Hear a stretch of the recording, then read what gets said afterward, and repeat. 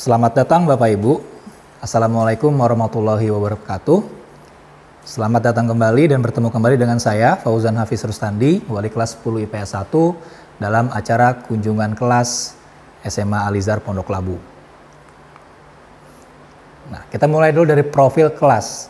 Bapak Ibu bisa dilihat di sini, ini adalah profil anak-anak kita, gambar anak-anak kita, anak-anak yang penuh bakat, anak-anak yang punya potensi, dan anak-anak yang penuh dengan kreativitas. Nah, mudah-mudahan dengan menitipkan anak Bapak Ibu di SMA Alizar, segala potensi, kreativitas, dan juga bakat tersebut bisa lebih optimal kembali. Kelas kita mempunyai komitmen, yaitu menjadi pribadi yang rajin, disiplin, dan percaya diri. Dan pengurus kelas kita adalah ketua kelasnya oleh Nayaka Zuhara Yandita, dan bendaharanya oleh Selo Naufal Anugrah. Kita ke kerangka kerja Bapak Ibu. Alizar mempunyai visi, yaitu menjadi pusat pendidikan yang menumbuh kembangkan intelektual Islam yang berwawasan luas. Nah, dalam mencapai visi tersebut tentu dibutuhkan yang namanya misi. Apa misi Alizar? Berlandaskan kurikulum nasional dan menumbuh kembangkan keimanan serta kemandirian. Kita juga mempunyai moto, beriman, mandiri, kreatif, dan nasionalis. Dan kita juga menjunjung tinggi nilai-nilai jujur, menghargai, berani, pengasih, rendah hati, dan nasionalis. Fokus pengembangan. Fokus pengembangan kita adalah kemandiri. Kenapa mandiri menjadi fokus pengembangan kita tahun ini? Ini tidak lepas dari kondisi situasi pandemi saat ini Bapak Ibu. Sehingga kita melakukan belajar dari rumah.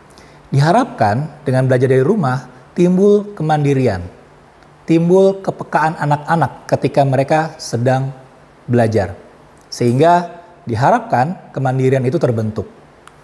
Lalu kita juga mengharapkan sikap menghargai sebagai fokus pengembangan. Kenapa? Karena dengan menghargai timbul sikap saling percaya, sikap saling mendukung, dan tentu saja sikap saling menghargai satu sama lain. Dan kita juga membudayakan literasi. Kita biasakan anak-anak kita untuk membaca dan juga menulis. Dan kita juga punya fokus pengembangan peduli lingkungan. Diharapkan anak-anak mempunyai sikap untuk lebih bersih, sikap untuk bisa memprioritaskan kebersihan, serta peduli terhadap bumi serta lingkungan. Serta berkontribusi dalam hal pelestarian alam serta lingkungan. Lalu bagaimana tentang strategi pencapaian? Kita punya program belajar, program pembelajaran. Yang pertama adalah intrakurikuler. Intrakurikuler ini adalah belajar yang biasa hari-hari anak-anak kita lakukan. Belajar dengan bertemu dengan Bapak Ibu guru, belajar juga dengan segala aktivitas-aktivitas pembelajaran yang dilakukan oleh sekolah. Selain itu, kita juga punya program kokurikuler. Kokurikuler adalah program sekolah untuk bisa menunjang intrakurikuler. Dan yang ketiga, kita punya program ekstrakurikuler yang tujuannya adalah pengembangan bakat dan minat. Dalam sistem belajar dari rumah saat ini, ekstrakurikuler kita menggunakan daring. Lalu kita juga punya berbagai macam program dukungan. Yang pertama adalah perwalian. Ini adalah ajang bertemunya wali kelas dengan anak-anak.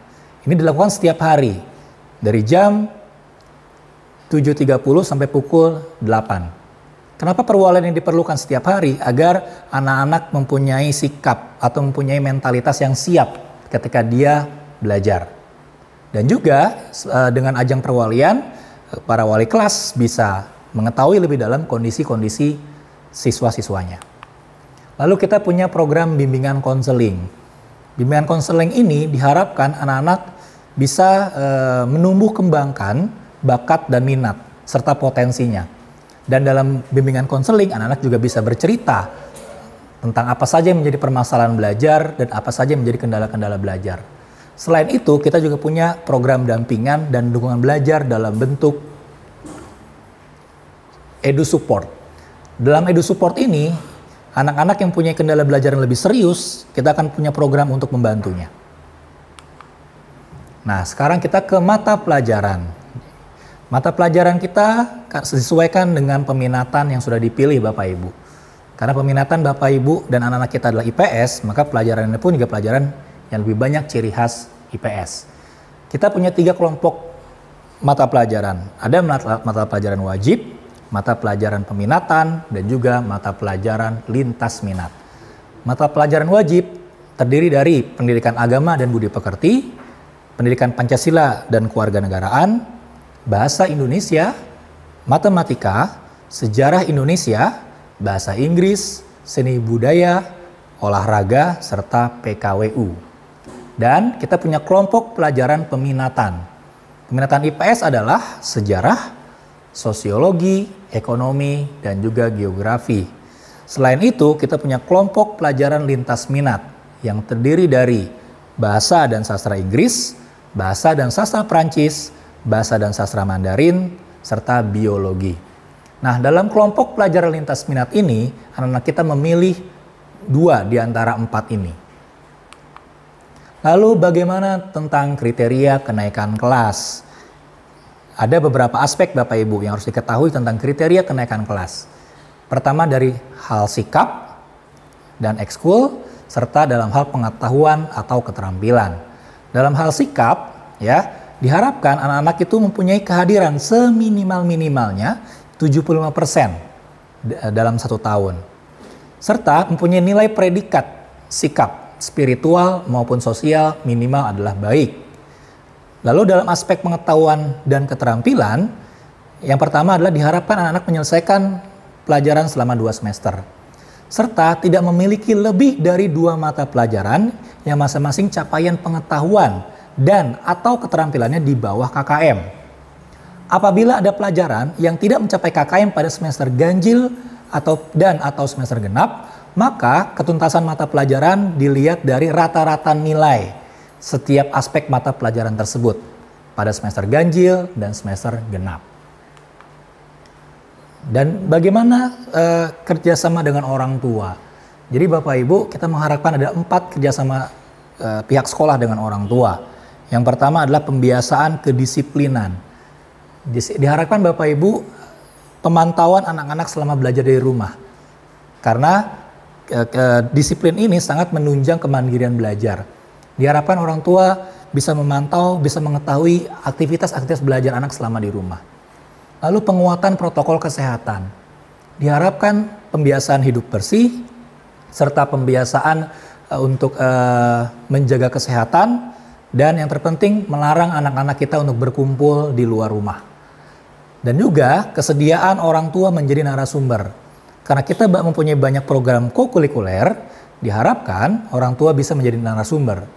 Dan partisipasi orang tua dalam pengurus BKOMG atau Badan Koordinasi Orang Tua Murid dan Guru. Di mana badan ini adalah badan yang menjembatani kerjasama orang tua dan juga pihak sekolah. Nah, setelah ini Bapak Ibu, saya sampaikan hasil angket yang pernah saya kirimkan kepada anak-anak kita. Nah, berikut uraiannya.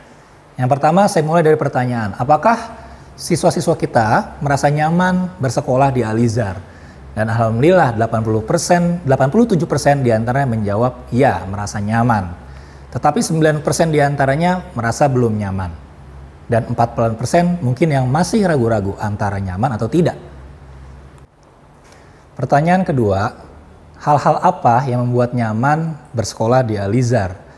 40% diantaranya menjawab teman yang menjadi sumber utama atau penyebab utama kenyamanan anak belajar di sekolah. Hal ini dimengerti karena sesuai dengan tumbuh kembangnya, anak-anak remaja itu pasti lebih membutuhkan teman untuk bisa berekspresi, bisa mengutarakan pendapat dan sebagainya. Tetapi 26% diantaranya adalah wali kelas. Wali kelas mempunyai peran utama atau kunci dalam kenyamanan anak selama belajar dari rumah, ya. Seperti itu. Dan alhamdulillah 26% menjawab wali kelas sebagai sumber utama kenyamanan. Dan 24% diantaranya adalah guru-guru mata pelajaran yang menjadi sumber kenyamanan anak-anak ketika sekolah di SMA Alizar ini. Lalu 6% diantaranya sistem belajar dari rumah yang diterapkan oleh sekolah, dan 2% diantaranya adalah karena sudah terbiasa dengan sistem belajar di Alizar. Lalu apa yang membuat semangat dalam mengikuti belajar dari rumah? 57% Mereka menjawab sangat bersemangat. Iya, mereka bersemangat mengikuti kegiatan BDR ini. Dan 13% diantaranya menjawab di antara iya dan tidak ketika bersemangat ke sekolah. Dan 13% di antara lain menganggap biasa saja. Dan 9% menganggap tidak bersemangat. Dan 4% itu menganggap masih ngantuk ya atau kurang bersemangat. Lalu apa yang menjadi kesulitan dalam sistem BDR ini? 38% itu karena banyak distraction, banyak gangguan-gangguan.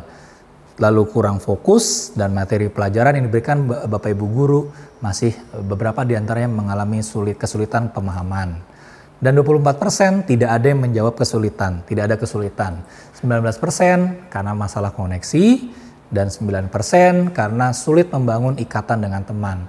Hal ini cukup dimengerti Bapak Ibu karena anak selama belajar di rumah, mereka full berinteraksi teman-temannya secara virtual sehingga pembangunan rasa secara emosional belum bisa terjalin dengan sempurna di antara teman-teman yang lain.